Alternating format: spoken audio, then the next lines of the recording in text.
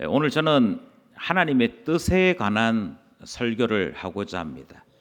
하나님의 뜻은 신자라면 누구나 물어보게 되는 질문이지요. 신자들이 하나님 없이 사는 존재들이 아니라 하나님의 섭리 아래 살아가는 것을 고백하는 사람들이기에 나의 인생길에서 이런저런 일을 만나게 될 때 신자라면 누구나 제일 처음 던지는 질문이 하나님의 뜻이 어디에 있는가? 이것을 질문하게 되지. 또 지금 내가 경험하는 이런 일들이 하나님께서 무엇을 말씀하시는 것인가? 당연히 이렇게 질문하게 됩니다. 그것은 신자라면 누구나 하게 되는 모습들이지요.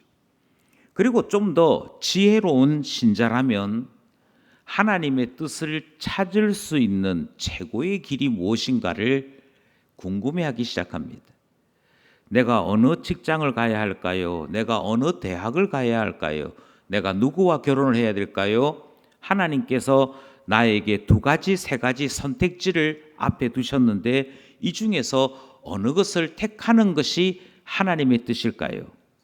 그 하나님의 뜻을 찾는 중요한 방법이 무엇인지를 신자라면 묻게 되어 있는 것이지요. 오늘은 바로 이 하나님의 뜻에 대한 이야기를 본문을 통해 나누고자 하는 것입니다. 먼저 우리는 본문을 읽으면서 바울이 참 이해할 수 없는 결정을 하는 모습을 발견하게 됩니다. 바울이 이해할 수 없는 결정을 한다라고 제가 말씀을 드리는 이유는 이 본문이 가지고 있는 특징 때문입니다. 먼저 우리가 읽은 본문은 3차 전도 여행의 끝부분에 해당되어지는 내용입니다. 지난주에는 1차 전도 여행의 끝부분에 해당되는 말씀을 함께 들었던 것이고 그 1차 전도 여행의 끝부분에서 우리가 발견했던 교훈은 시작할 때에도 은혜에 부탁하는 것이 사역이고 그곳에 가서 전도할 때에도 제자로 양육할 때에도 은혜에 맡기는 것이 우리가 할 수 있는 최선이다 하는 사실을 배웠습니다. 그래서 1차 전도 여행의 결론이 무엇이었냐면 은혜 없이는 우리가 어떤 사역도 할 수 없고 그 어떤 것도 이룰 수 없다 하는 것을 배웠던 것이 1차 전도 여행의 결론이었습니다. 그런데 오늘 본문은 3차 전도 여행인 것이죠. 이 3차 전도 여행의 끝부분에서 우리는 하나님의 뜻을 어떻게 발견하는 것이 옳은가? 하나님의 뜻에 우리가 어떻게 반응하는 것이 옳은가 하는 것을 배우고자 한다는 것입니다. 이렇게 말씀드리는 이유는 바울의 특별한 행동 때문입니다.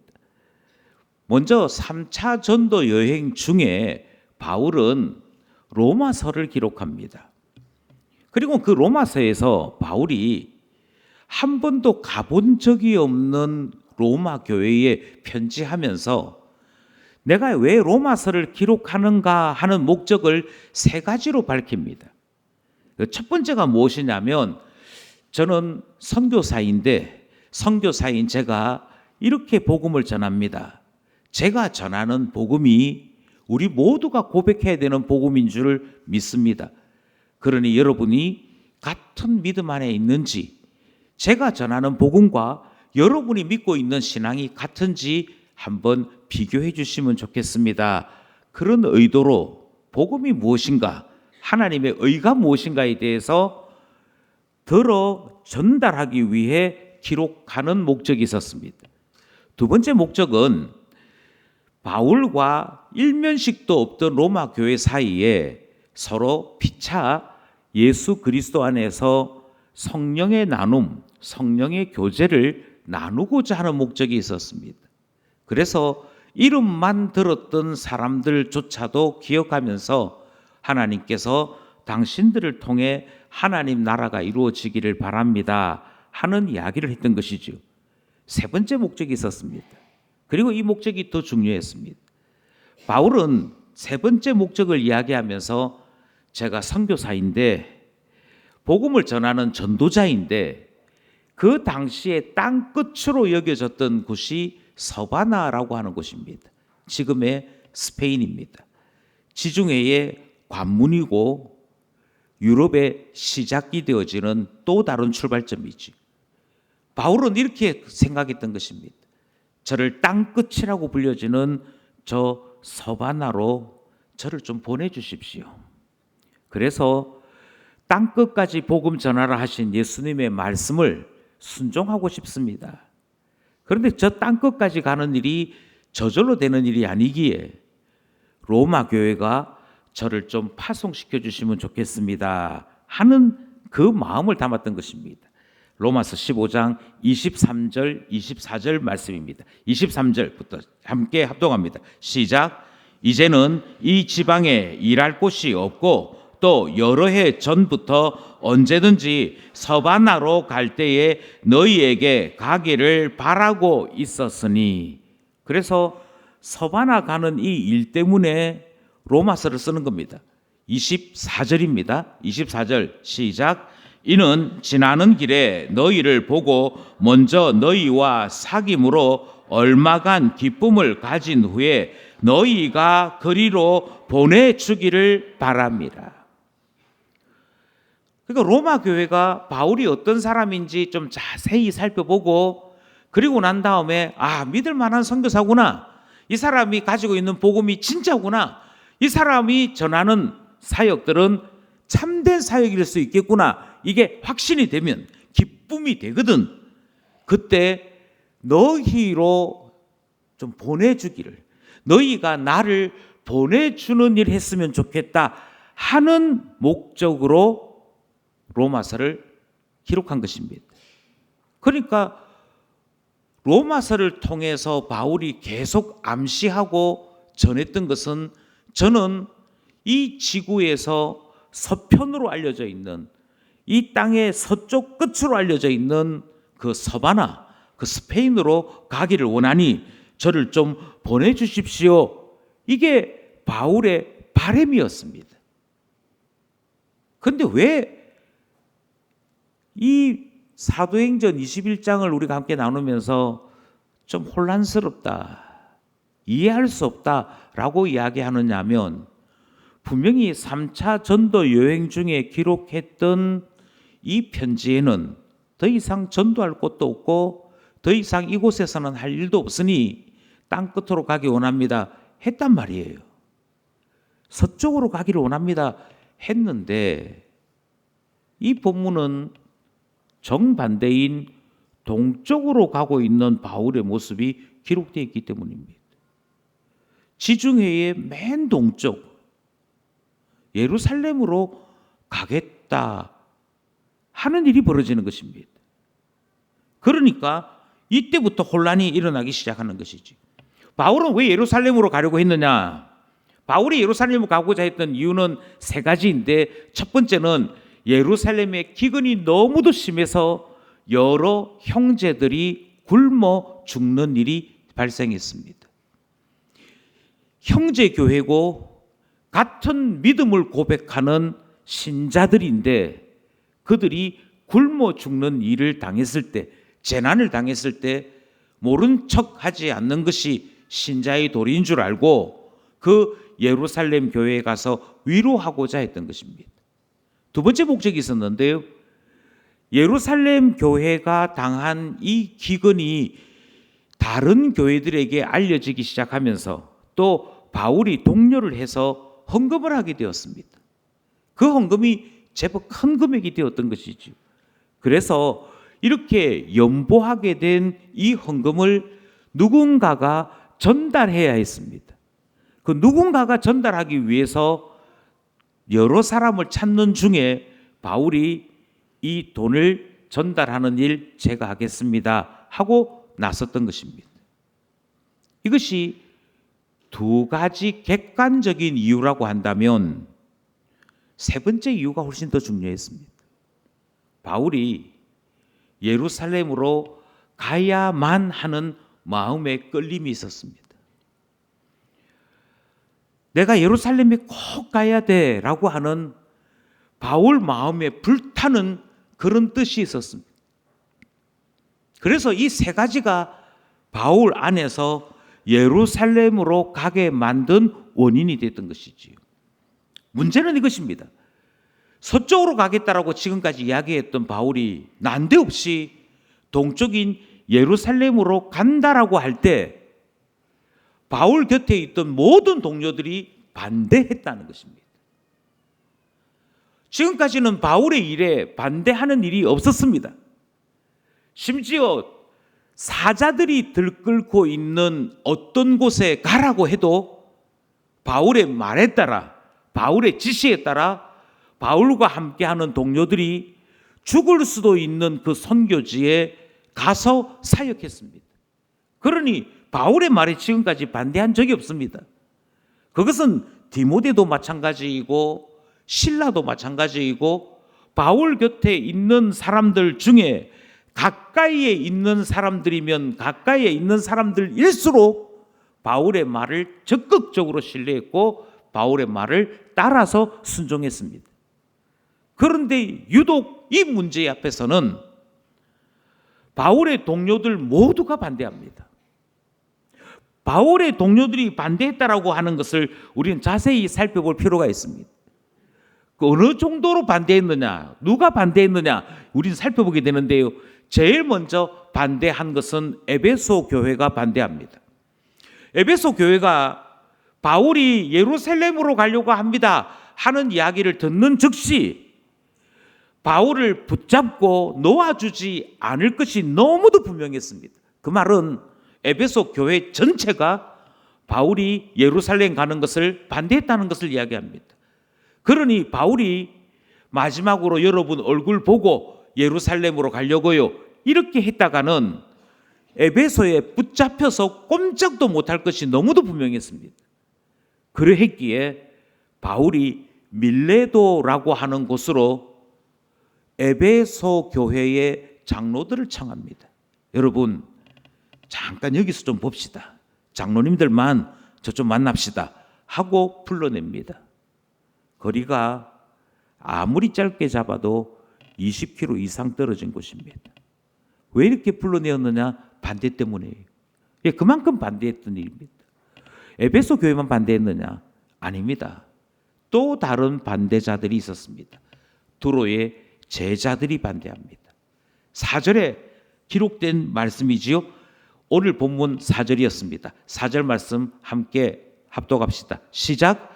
제자를 찾아 거기서 이래를 머물더니 그 제자들이 성령의 감동으로 바울더러 예루살렘에 들어가지 말라 하더라. 함께하고 있는 동료들이 반대합니다. 사역했던 교회가 반대합니다. 이번에는 예루살렘으로 가는 중에 두로라고 하는 곳을 거치게 됩니다. 그 두로라고 하는 곳에 7일을 머물게 되는데요. 그 7일 머무는 동안에 바울이 예수님의 제자인 사람들을 찾아갑니다. 그리고는 믿음의 교제를 함께 나누고 같이 기도를 부탁하기 위해서 그곳에 갔는데 그곳에서 기도하는 중에 제자들이 다 뭐라고 얘기하느냐면 주님께서 방금 나에게 말씀하셨습니다. 주님께서 방금 나에게 감동을 주셨습니다. 그리고는 성령의 감동을 받았다는 제자들이 일제히 바울더러 뭐라고 얘기하느냐면 예루살렘 가지 마십시오 라고 하더라는 것입니다. 그러니까 주님과 깊은 교제를 가지고 있는 신앙이 깊은 제자들이 바울더러 예루살렘 가지 말라고 뜯어말리는 일이 기록되어 있습니다. 이것만 하고 끝이 나느냐? 그러지 않습니다. 이 일이 계속됩니다. 오늘 본문에서 또 한 번 바울이 반대를 만납니다. 가이사라의 빌립의 집에 갔을 때 반대를 만납니다. 빌립에게는 딸이 4명이 있었는데 이 4명의 딸이 다 예언하는 사람들이었습니다. 그리고 빌립의 집에 손님이 찾아오는데 아가보라고 하는 선지자, 그러니까 하나님께로부터 영감을 받아서 감동을 받아서 예언하는 자가 있었는데 이 사람도 빌립의 집에 머물게 되었을 때입니다. 그런데 어떤 일이 벌어졌느냐 하면 그것이 11절 12절에 기록되어 있습니다. 먼저 11절 12절 말씀을 함께 합독합니다. 시작. 우리가 와서 바울의 띠를 가져다가 자기 수족을 잡아매고 말하기를 성령이 말씀하시되 예루살렘에서 유대인들이 이같이 이 띠 임자를 결박하여 이방인의 손에 넘겨주리라 하거늘 우리가 그 말을 듣고 그곳 사람들과 더불어 바울에게 예루살렘으로 올라가지 말라 권하니. 여기서 등장하는 우리가는 바울의 일행들입니다. 그러니까 실라와 누가, 디모데 이런 일행들이 일제히 이때 이 사건을 기점으로 더 적극적으로 바울 선생님 제발 가지 마세요 라는 이야기를 했다는 것입니다. 그게 무슨 사건이었느냐? 이 예언하는 아가보라고 하는 사람이 누구의 띠인지는 모르지만 허리띠 하나를 붙잡고는 자기 손을 묶기 시작합니다. 그리고는 이렇게 얘기합니다. 조금 전에 성령님께서 저한테 말씀해 주셨는데요. 여러분, 이 띠 임자가, 이 띠 주인이 누군지 모르겠지만 이 띠 주인이 예루살렘으로 가게 되면 이렇게 결박당합니다. 그리고 이 결박당해서 이방인들의 손에 넘겨지게 된다고 방금 나에게 말씀하셨습니다. 이 띠 임자 누굽니까? 하는 일이 벌어진 겁니다. 그 띠 임자가 바울이에요. 바울이 예루살렘으로 가게 되면 이런 일을 당하게 된다는 이 이야기를 듣자 빌립 집 안에 있던 모든 사람, 바울과 함께 죽기를 각오하고 예루살렘으로 가고 있던 우리라고 불려지는 모든 사람들이 다 바울에 대하여 뭐라고 얘기하느냐면 올라가지 맙시다 라고 하는 이야기가 등장하더라 하는 것입니다. 그러니 모두가 반대합니다. 바울이 당신이 스스로 말하기를 서쪽으로 간다면서요. 서쪽으로 가고 싶다면서요. 로마 교회 보고 헌금 준비해서 사역 후원금 준비해서 나보고 서쪽으로 갈 수 있게 해달라 그래 말했지 않습니까? 그런데 왜 갑자기 난데없이 동쪽 예루살렘으로 간다 그럽니까? 하나님께서 하나님의 사람들에게 성령의 음성을 들려주시기를 이런 일 당한다고 알려주시지 않습니까? 지금 벌써 몇 번째 알려주고 있습니까? 거기 가서도 여기 가서도 지금 이곳에서도 계속 하나님의 사람들을 통해 당신 예루살렘에 가면 붙잡히게 된다. 그러니 가지 말라. 이 이야기를 우리가 몇 번째 하고 있습니까? 이야기하고 있는 거예요. 그러니까 정리하면 바울 곁에 있는 모든 사람들이 반대할 때 이유가 있더라는 것입니다. 그 첫 번째 이유는 성령의 음성 때문이에요. 성령님께서 뭐라고 말씀하시냐면 가지 말아라 이게 아니고 가게 되면 붙잡히게 된다. 붙잡혀서 그들이 유대인에게 고통을 당할 뿐만 아니라 이방인의 손에 넘겨지게 될 것이다. 이 이야기를 성령님이 하시는데 성령님이 이걸 알려주시는 목적은 성령님께서 이것을 우리에게 말씀하시는 이유는 가지 말라는 뜻 아니겠느냐 하는 것 때문에 성령님의 뜻이 그렇습니다 라고 이해하고 바울을 말렸던 것입니다. 그러니 하나님의 뜻이 무엇이냐라고 물으면 바울 곁에 있는 모든 신실한 신자들은 바울이 예루살렘에 가지 않는 것이 하나님의 뜻입니다 이렇게 말했다는 것이죠. 또 이유가 있습니다. 결박당할 뿐 아니라 죽을 수도 있기 때문입니다. 이것은 괜한 엄살이 아닙니다. 바울이 밀레도에서 그나마 감정을 자제할 수 있고 하나님의 뜻에 순종할 수 있는 장로님들을 불러 모아놓고는 마지막 인사를 합니다. 그런데 그때 어쩌면 다시는 보지 못할 것 같습니다 하고 인사를 하거든요. 그 인사를 할 때 바울도 울고 거기에 왔던 모든 장로들이 울면서 하나님께서 바울을 예루살렘으로 보내려고 하시니 보내야 될 것 같기도 하고 다시는 볼 수 없다고 이야기하니 이게 마지막인가 싶어서 서로 목을 끌어안고 그 유럽에 가까이 붙어 있는 서양 사람들은 끌어안고 인사하는 거 별로 좋아하지 않습니다. 특히 남자들끼리. 그런데 얼마나 슬펐으면 목을 끌어안고 한참을 웁니다. 마지막이라고 하니까. 예, 여기에 반대하는 사람들이 반대하는 가장 강력한 이유는 예루살렘으로 갔다가 결박당하는 것이 문제가 아니고 죽을 수 있기 때문입니다. 바울이 죽을 길을 가겠다고 하니 바울을 사랑했던 모든 동력자들이 다 반대하는 것이지요. 자, 이제 여러분에게 묻습니다. 여러분의 가족 중에 바울 같은 사람이 있어서 제가 예루살렘으로 가겠습니다 라고 한다면 여러분은 뭐라고 말씀하시겠습니까?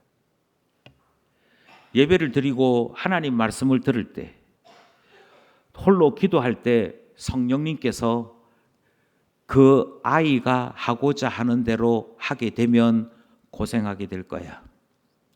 죽을 만큼 어려운 일을 경험하게 될 거야 하는 사실을 알려주셨을 때 가족들은 어떻게 하는 것이 하나님의 뜻이라고 말하게 될까요?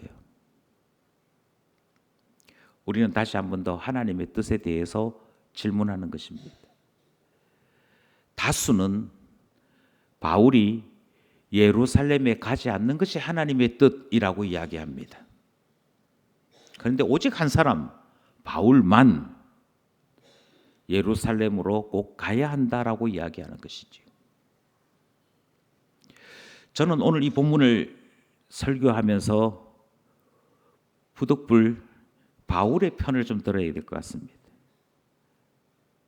그러면 누군가 이렇게 질문할 것 같습니다. 아니 목사님, 누가 봐도 하나님의 뜻이 분명하지 않습니까? 예, 누가 봐도 하나님의 뜻이 분명한 것처럼 여겨집니다.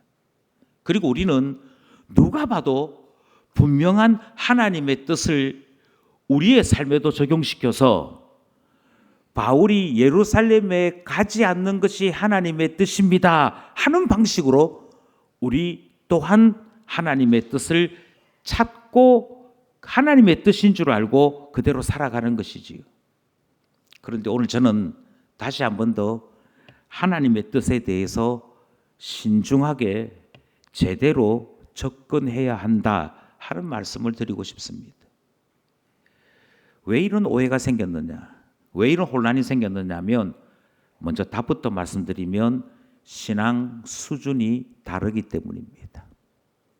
신앙 수준이라고 하는 것하고 한 아이가 자라면서 겪는 것하고 저는 거의 같다라고 말씀을 드립니다. 아이가 태어났습니다. 아이가 태어나면 갓난아기지요. 여러분, 갓난아기가 잘 자란다는 건 어떤 것입니까? 갓난아기가 잘 자란다는 것은 우유 주면 우유 주는 대로 받아 먹는 겁니다. 그 아이가, 갓난아기가 우유를 받아 먹을 때 또는 엄마 젖을 먹을 때 식기도를 하고 하나님 감사합니다, 엄마 감사해요, 이래야 되는 거 아니지 않습니까? 만약 그런 아이가 있다면 걔가 비정상입니다. 갓난아기는 잘 울면 됩니다. 그리고 울어서 기저귀 제때 갈고 먹을 거 제때 먹고 잘 자고 그러면 가장 잘하는 겁니다. 뭐라고 얘기하느냐면 아이고 잘 자라네, 그게 그 아이가 행하는 최선입니다. 그런 그 아이를 바라보면서 하나님께서 너를 사랑하시는구나, 그렇게 되거든요. 그러니 갓난아기 때 하나님의 뜻대로 사는 최선은 사랑 주면 사랑 받아들이고 돌봄을 베풀면 그 돌봄대로 살면 되는 겁니다. 갓난아기가 아무것도 할 것이 없습니다. 그대로 사는 것이 잘하는 것입니다. 이것은 예수 그리스도를 모르는 채로 교회에 오셨을 때 해당되어집니다. 아무것도 모르고 교회로 오셨을 때 최선은 무엇이냐면 신앙이 어느 정도 되는 교회 안에 선생들의 말을 신뢰하고 그들이 베푸는 사랑, 그들이 베푸는 관심을 받아들이고 그 사랑 속에서 자라나면 되는 것입니다. 다른 할 일이 없습니다. 찬송 몰라도 됩니다. 기도 못해도 괜찮습니다. 초신자니까요. 갓난아기니까요. 그 갓난아기여서 못하는 것을 못한다라고 말하는 것은 아무 문제가 되지 않습니다. 중요한 것은 이렇게 나를 사랑해주고 있구나, 나에게 이런 배품이 있구나, 그것에 대해 감사만 하면 되는 것입니다. 갓난아기 때가 그런 거예요. 안 좋은 것은 신앙으로도 갓난아기라고 하는 사실을 인정하는 것이 중요합니다. 그러다가 자라잖아요. 자라서 초등학생쯤 되면 이제부터는 잘 자란다는 것이 무엇인고 하니 엄마 아빠가 또는 학교의 선생님이 하라고 하는 것과 하지 말라고 하는 것을 잘 기억했다가 그대로 따라하면 됩니다. 그러니까 순종 잘하면 됩니다. 자, 일찍 자야지, 그대로 따라하면 됩니다. 일찍 일어나야지, 그대로 따라하면 됩니다. 자, 반찬 골고루 먹자, 따라하면 됩니다. 숙제가 있잖아, 숙제부터 하고 놀자, 그거 하면 됩니다. 그러니까 초등학생 때 최선이란 다른 게 아닙니다. 순종 잘하는 것이고 부여되어 있는 일을 제대로 해내면 됩니다. 지시사항이 있으면 그 지시사항대로 따라가면 됩니다. 그러다가 무엇 하게 되느냐? 그러는 사이에 성숙하게 되는 것. 그게 초등학생 때 아이들이 최선의 삶을 사는 길이 되는 것이지요. 저는 학습을 받고 세례를 받고 그리고 난 다음에 교회 안에서 어느 정도의 시간을 보내었다면, 적어도 2년, 3년 정도의 시간을 보냈다면 영적으로는 초등 아이의 수준과 같다라고 생각합니다. 성경 읽으라 하면 성경 읽으시면 됩니다. 기도하자고 하면 시간을 정해놓고 기도하시면 됩니다. 우리가 함께 좋은 신앙서적을 읽고 나눠보자, 그러면 나누시면 됩니다. 예, 시키는 대로 따라오시게 되면 그 순종을 통해 성숙이 일어나는 때가 있습니다. 이때가 신앙으로도 우리의 성장 속에서도 초등 수준의 사람이다, 이렇게 생각하시면 됩니다. 그러니까 하라는 것 하고 하지 말라는 거 안 하면 된다니까요.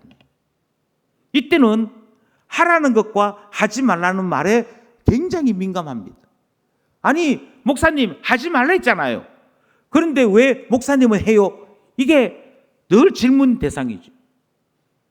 엄마 아빠는 우리 보고 이거 하지 말아 해놓고 왜 엄마 아빠는 이거 해요?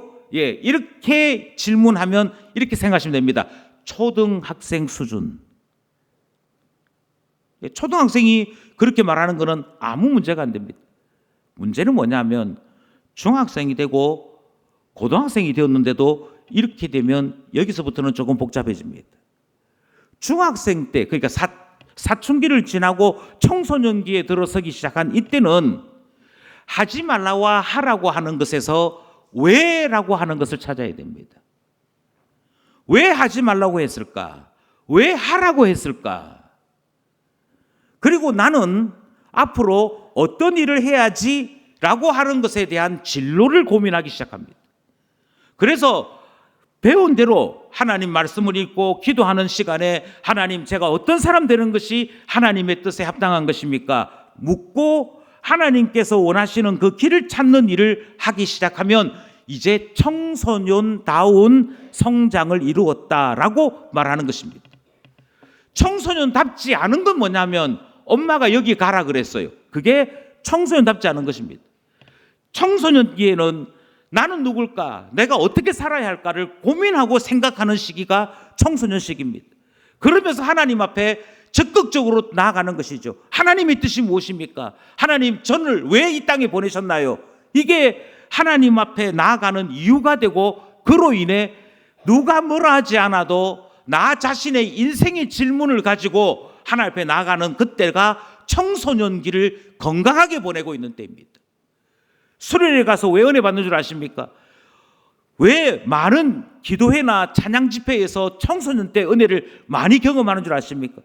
그것은 수련회 가야 돼, 찬양 집회 가야 돼, 갔다 왔다는 것에 만족이 있는 것이 아니고 그곳에 참여해서 청소년이면 누구나 가져야 되는 질문에 하나님 앞에 다가섬이기 때문에, 하나님, 제가 어떤 사람 되어야겠습니까? 하나님 저에게 은사를 주셨다는데 제게 주신 은사는 무엇입니까? 이 이유로 인해 하나님 앞에 뜨거움으로 다가설 줄 안다면 건강한 청소년이, 영적으로 다시 말씀드리겠습니다.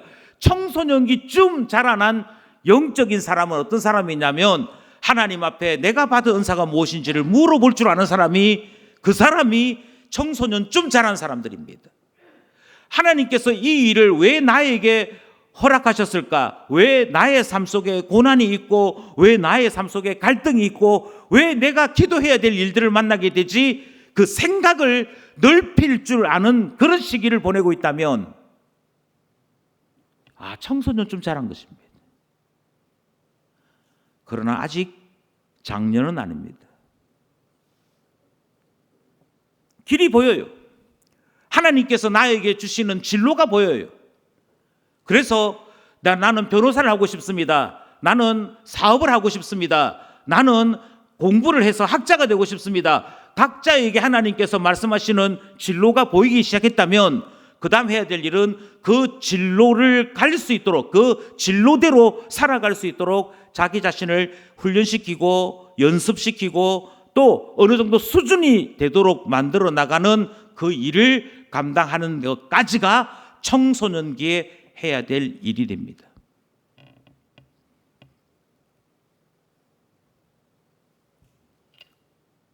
더 자라야 되겠지요? 더 자라야 됩니다. 이 정도가 청소년기고요. 장년기쯤 되면 어찌 되느냐? 장년기쯤 되면 이제 자라나는 것에서 또 다른 측면에 전혀 다른 급이 다른 것을 시작하게 됩니다. 장년이 됐다는 말은 무슨 말이냐면 이제는 더 이상 부모가 필요하지 않게 되는 것입니다. 결혼의 제1 가치는 부모를 떠나는 것입니다. 부모하고 얼굴 안 보고 살아라, 그 말이 아니에요. 더 이상 부모의 지원이 필요 없는 사람, 더 이상 누군가의 도움이 필요하지 않는 사람 되는 것입니다. 그래서 직업을 가지고 스스로 수입을 만들어내고 부부가 함께 하나님 앞에서 신자로 살아갈 수 있는 신앙적 독립을 가지게 되면 장년되는 것입니다. 더 이상 잔소리하지 않아도, 더 이상 옆에서 충고하지 않아도 신앙적인 독립을 이루어낼 수 있다면, 그래서 곁길로 가지 아니하고 넘어지지 아니하고 어떤 상황 속에서도 나는 하나님의 자녀입니다 라고 하는 이 독립성을 유지할 수 있다면, 그러면 장년된 것입니다. 그게 성장한 것입니다. 그리고 난 다음에 좀 더 성장하잖아요. 장년이라고 해서 똑같은 장년이진 않고 좀 더 성장해 보면 어떤 장년이 되는 거 아니? 제가 이제 직장도 있고 제 가정도 있고 그리고 어느 정도 기반을 닦고 보니 이제는 연로하신 제 부모님이 눈에 보입니다. 이제는 저희 집에 주신 자녀들이 눈에 보입니다. 그래서 장년이 되었다는 것은 독립할 뿐 아니라 부모와 자녀를 책임지는 자리에 있음을 발견하는 것, 그게 장년만큼 성장했다는 것입니다. 신앙적으로 말씀드리면 하나님이 살아계신지, 하나님은 왜 내 기도를 안 들어주시는지 이 질문을 하는 사람을 우리는 장년이라 말하지 않습니다. 아직도 청소년기구나. 장년은 저는 직장 속에서도 제 가정에서도 하나님의 자녀로 어떤 경우에도 하나님과의 언약을 지키며 살겠습니다 고백할 뿐 아니라 내게 맡겨주신 하나님의 사람들을 책임지는 자로 살아가는 사람 되는 것입니다. 그러니까 목자가 되기도 하고 어떤 부서의 부장이 되기도 하고 교회에 나오지 않는 사람들을 찾아서 그 사람들과 함께 복음이 무엇인지, 왜 신앙생활을 해야 되는지 상담도 하고, 그래서 나로 말미암아 힘들고 어려운 독립하지 못한 연약한 자들을 챙겨볼 줄 아는 그 정도가 되어지면 신앙적으로 장년기에 이르렀다라고 말하게 되는 것이지요. 차이가 있지 않습니까? 차이가 있지 않습니까? 예를 한번 들겠습니다. 청소년기쯤 됐을 때 청소년들에게 돈이 생길 때가 있습니다.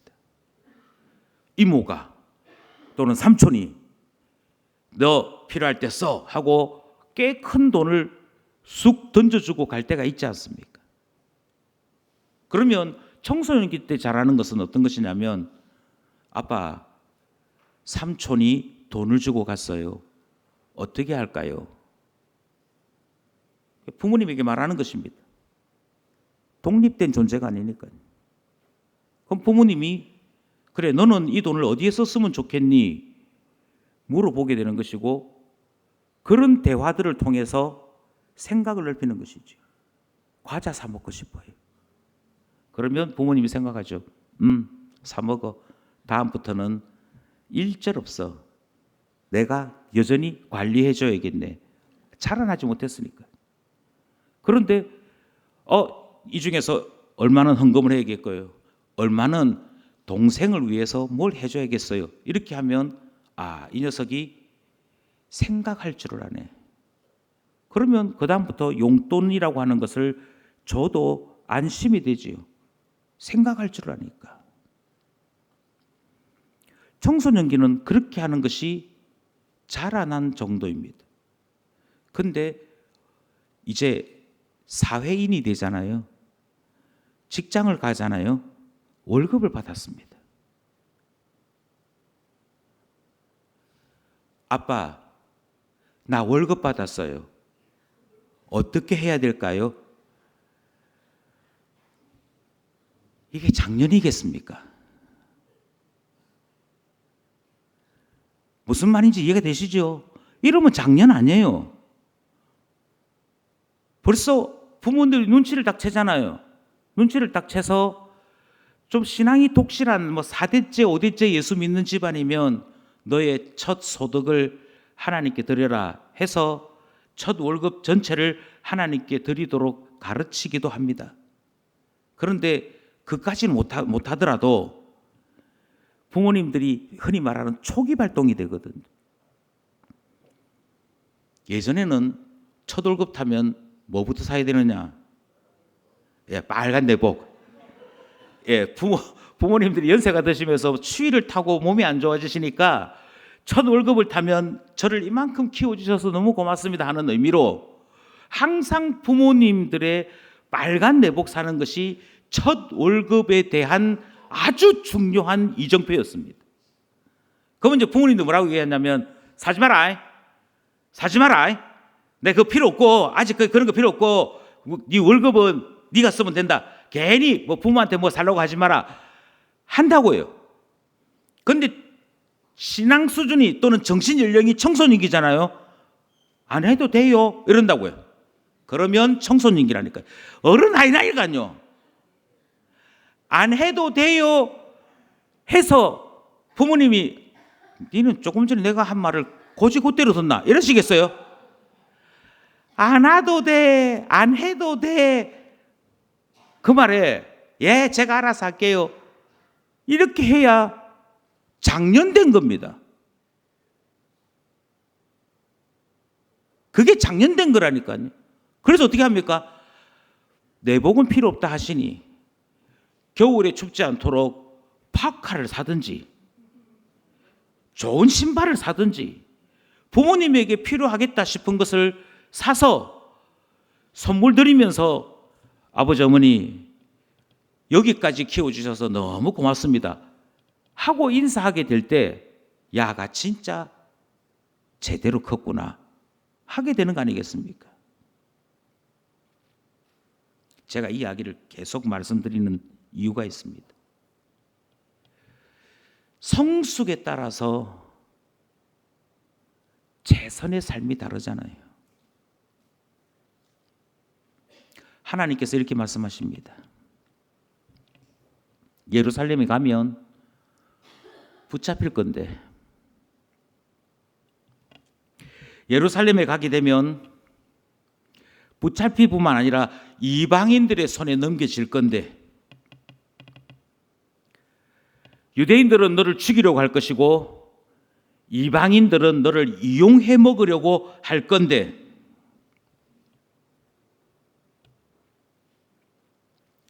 하나님께서 그걸 나한테 미리 알려주시는 거 보니까 가면 안 되는가 보다. 여러분, 이 정도의 이해라고 한다면 지금까지 말씀드린 신앙 수준에서 어디쯤 해당된다고 생각하십니까? 사춘기요, 청소년기요. 아직도 이렇게 말씀하시는 거 보니까 위험한 곳은 가면 안 돼, 힘든 건 하면 안 돼, 나한테 어렵고 고통스러운 거는 하면 안 돼, 그러니 하나님이 미리 알려주신 것이지, 그 정도 수준에서 벗어나지 못하는 거예요. 내가 살아가는 동안에, 내가 예수 믿는 동안에, 내가 하나님을 믿는 동안에 아무런 어려움도 없는 것, 그게 좋은 신앙생활인 것처럼 생각하고 살아가는 거, 그게 중학생 수준이라니까요. 하기 싫어 이러면은 안 해도 될 것처럼 그렇게 여겨지는 시대, 이 힘든 걸 왜 해야 돼요? 라고 이야기함으로 지금 당장 내가 느끼기에 좋은지 나쁜지 그게 기준이 되는 거, 그거는 중학생 수준이라니까요. 그러니까 중학생 수준의 사람들이 성령님께로부터 음성을 들었어요. 이 띠 임자의 주인이 예루살렘에 가게 되면 잡히게 돼. 이 띠 임자의 주인이 예루살렘에 가게 되면 이방인의 손에 넘겨질 거야. 어쩌면 죽을지도 몰라.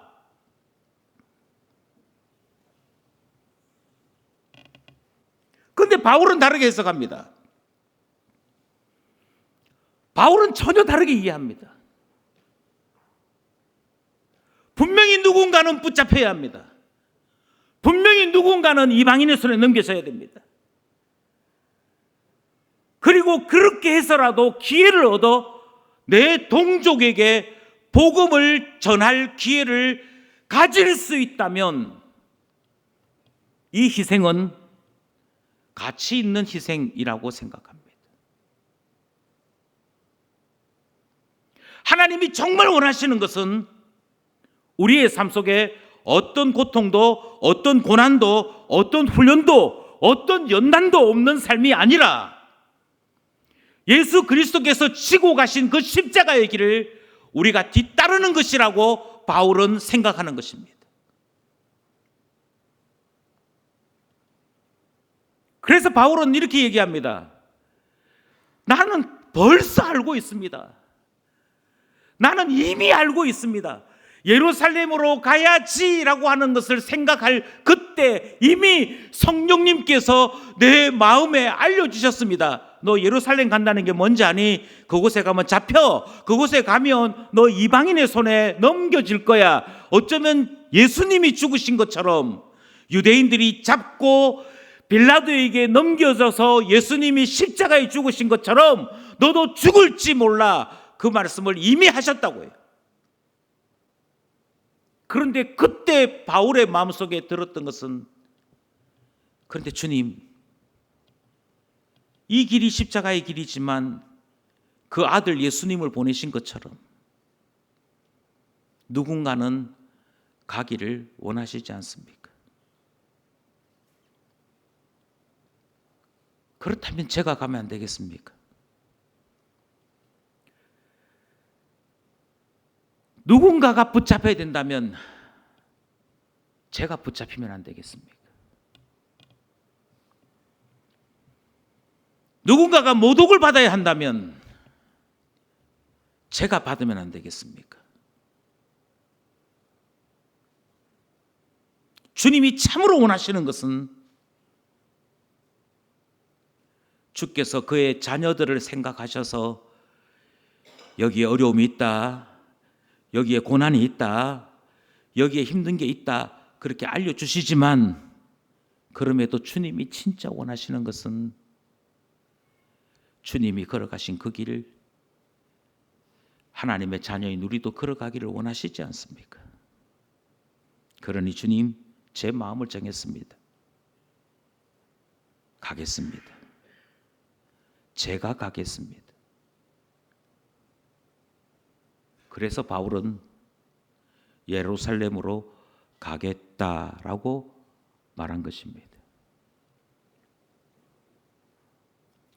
저는 지금 설교의 3분의 1을 했습니다.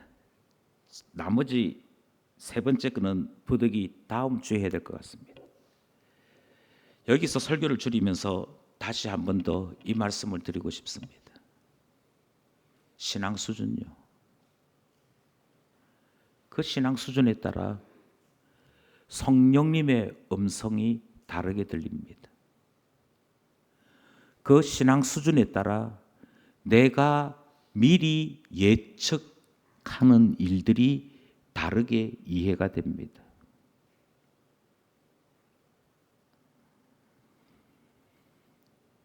나이는 40대를 지나고 50대를 지나고 60대를 지나갑니다. 근데 신앙 수준은 사춘기에서 벗어나지 않는 경우를 허다하게 보게 됩니다. 참 자라지 않는 우리 모습을 보는 것이지. 하나님의 뜻이 무엇인지를 깊이 있게 헤아리고 설사 하나님께서 예고하셔서 그 어려움을 알려주실지라도 하나님이 영광을 받으신다면, 하나님이 기뻐하신다면 제가 가기 원합니다. 그것을 스스로 결단하고 결정할 줄 아는 성숙한 신앙으로 자라는 일이 너무도 더딘 것을 우리는 자주 목격하는 것이지.